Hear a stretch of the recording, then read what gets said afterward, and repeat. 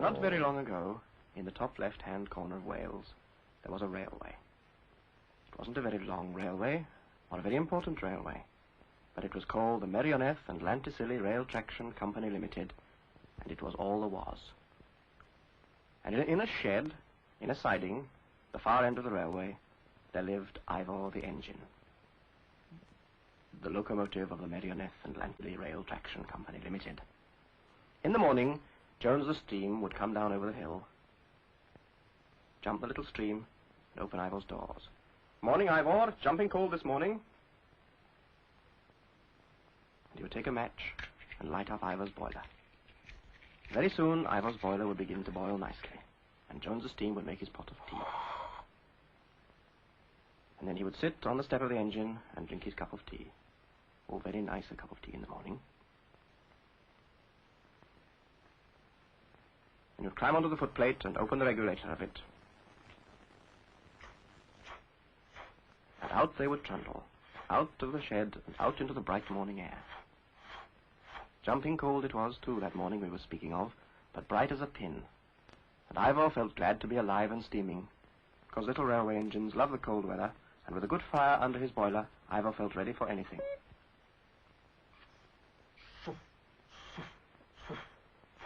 Down to the water tower,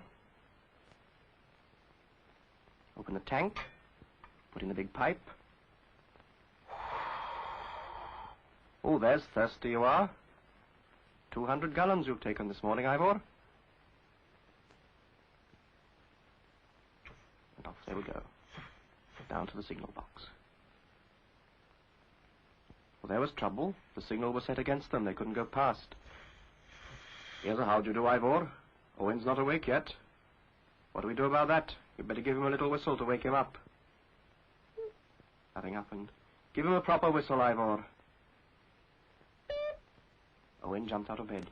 "Is it early you are, Jones the steam?" "No, it's late you are, Owen the signal. Pull your little lever back. We got work to do."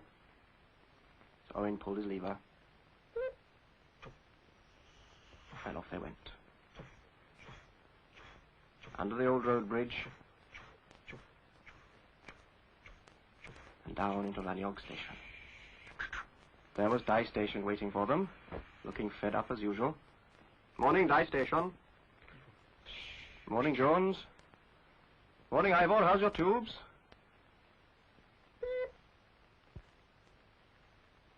"What you got for us this morning, Dye?" "There's a truckload of Blackstone coal to go down to Tunny Gulch, and, oh, this parcel of fish from Mrs. Thomas at Grumbly. You know, if you wouldn't mind. I know, I'll take it in with Ivor." "In with Ivor? Oh, I wouldn't do that. She wants it fresh, not fried." "All right, I'll put it up on the coal. She can have it black." "Come on round the back, then. I'll couple you up." Dye Station waved them into the shunting yard. Coupled them up. "Right you are then, Jones."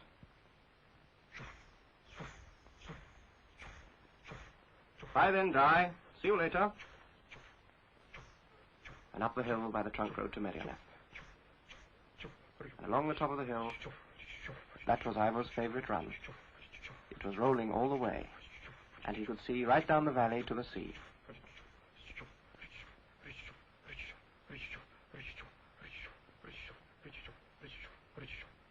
And it wasn't long before they came down into Tunny Gulch station. There's Claude Gillett, the station master, waiting for them. "Morning, Jones. Morning, Ivor." "Morning, Claude. Cup of tea, is it?" So Jones made another cup of tea, and then he and Claude sat in the grass by the corrugated iron hut and ate their sandwiches. "You know, Claude," said Jones, "I've been thinking. It must be a good life in a quiet sort of way, being a railway engine. Look at Ivor there. No worries, no troubles. Never so happy as when he's got a good fire under his boiler and plenty of work to do. No illnesses, only what you could put right with a spanner. No, I've never known such a happy engine. I'd change with him any day. Oh, well, I'd better be off. I'll leave the truck for the old horse to take round the back. Bye then, Jones. Bye, Claude." Bye, Ivor. Don't bust your boiler. And off they went to Grumbly. Past Miss Figgins, the draper, and the Working Men's Club. Past Jenkins, the builder and decorator. And into the tunnel. The dark, damp-smelling tunnel.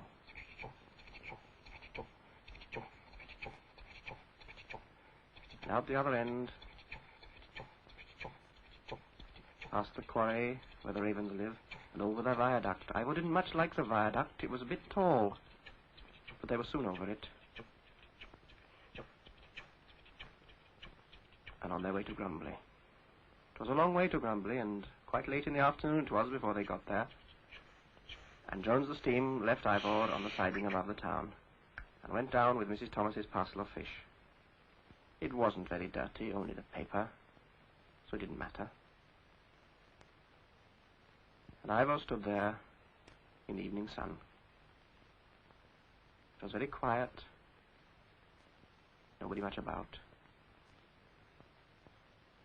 And then suddenly he heard a noise like he had never heard before. It was the choir, the choral society, practicing in the congregational hall.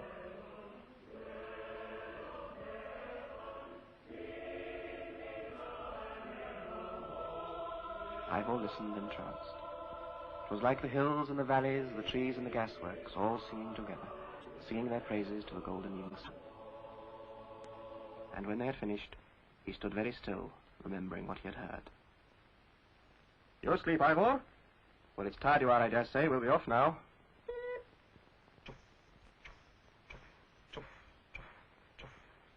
And off they went. Back home to Llantisilly. Over the viaduct.